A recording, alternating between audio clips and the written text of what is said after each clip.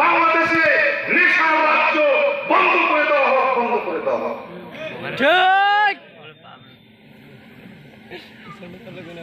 বাবা বারবার আমি জেলখানা বাবা কেমন করে একা থাকবো তোমার কাছে, এই কথাটি কেন আমি বললাম?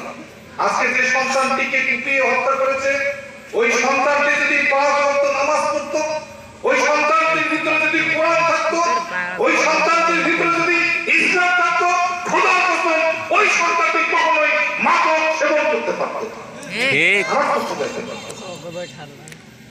আজকে আমরা যে কথাটি বলতে চাই, আমি আপনাদের যে কথাটি বললাম যে ফিলিস্তিনের কথা, আজকে ফিলিস্তিনে বৃষ্টির মতো বোমা আঘাত করে মুসলমানদের হত্যা করা হচ্ছে।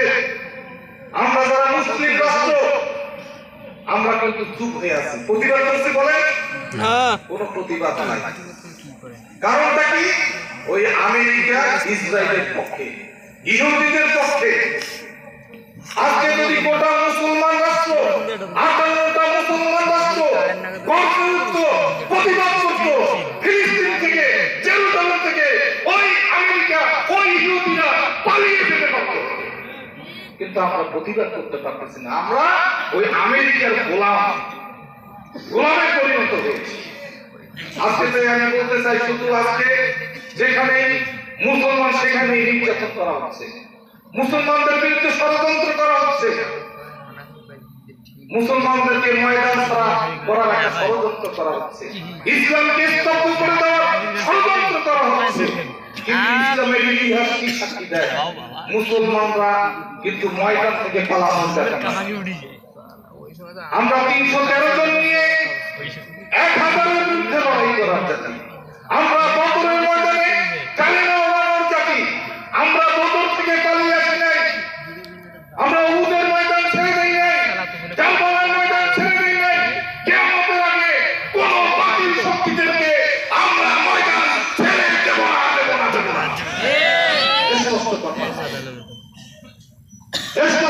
ইসলামের পক্ষে যারা, ইসলামের বিরুদ্ধে যারা ষড়যন্ত্র করবে, যারা বাংলাদেশে ইসলামের বিরুদ্ধে ষড়যন্ত্র করে, আলেমা ওলামাদের বিরুদ্ধে ষড়যন্ত্র করে, আলেমা ওলামাদের জেলে রাখে, যারা বাংলাদেশে ইসলামের বিরোধী শক্তি, তাদেরকে আবু জাহেল নমরুদের মতো ধ্বংস করে দেওয়া হবে, ডুবিয়ে দেওয়া হবে, ইসলামকে রক্ষা করা হবে।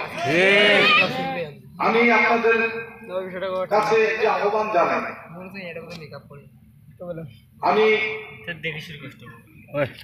আপনারা জানেন যে এই মাসে 21শে এপ্রিল একটা মনোনয়ন হবে, 21শে উপজেলা পরিষদের নির্বাচন। এই নির্বাচনে আমি এবার উপজেলা চেয়ারম্যান পদে নির্বাচন করব। আমি 10 বছর হেল্পারি করছি, আপনারা জানেন, ভাইস চেয়ারম্যানই করছি, করি নাই? 10 বছর হেল্পারি করছি, এবার আমি ড্রাইভার অবস্থায়। তাহলে এই 10 বছর হেল্পারি করিয়া আমি অ্যাক্সিডেন্ট করি নাই, আমি দুর্নীতি করি নাই, আমি কারো পকেটের টাকা লুট করি নাই, কারো জমি দখল করি নাই, কাউকে মিথ্যা মামলা দিয়ে হয়রানি করি নাই। বলেন করছি? আমি ঘুষ খাইছি, দুর্নীতি করছি। আমি বলেছিলাম আমি যদি ভাইস চেয়ারম্যান নির্বাচিত হই, আমি হযরত ওমরের মতো আপনাদের খাদেম হিসেবে, চাকর হিসেবে জনগণের পাহারাদারের ভূমিকা থাকবো। আমি চেষ্টা করছি, আমি সকলের হয়তো উপকার করতে পারি নাই, কিন্তু কারো ক্ষতি করি নাই।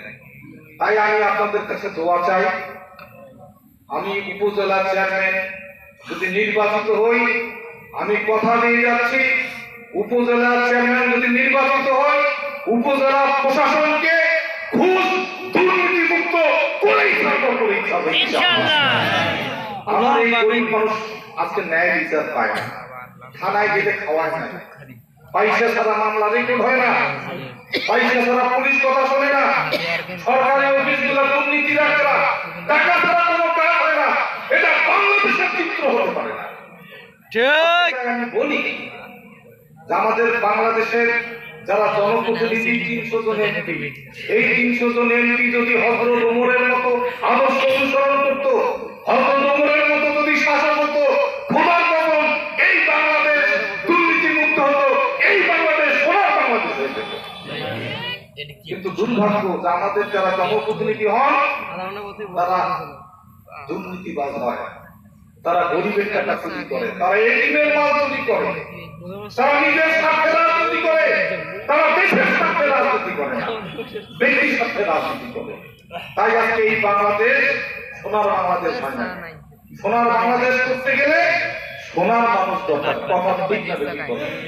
এখন যদি আমরা শিয়ালকে মুরগি দেখার দায়িত্ব দিতে হবে, আমরা বারবার এই শিয়ালও মুরগি দেখার দায়িত্ব দিই, আর শিয়াল মুরগি আমার খেয়া ফেলা। তার কি শিয়াল মুরগি দেখার দায়িত্ব দেওয়া যাবে? দেওয়া যাবে না। যারা দুর্নীতিবাজ ঘুষখোর তাদেরকে আর ক্ষমতা দেওয়া যাবে না। আমি আপনাদের বক্তব্য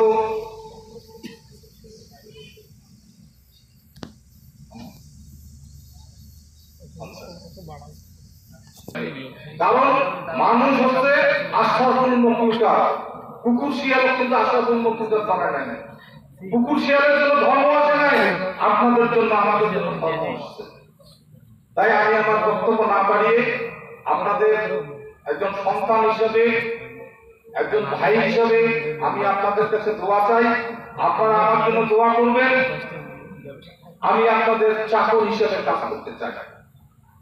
আমি ক্ষমতা চাই না, আমি মানুষের অধিকার চাই, কৃষকের অধিকার, শ্রমিকের অধিকার, গরিব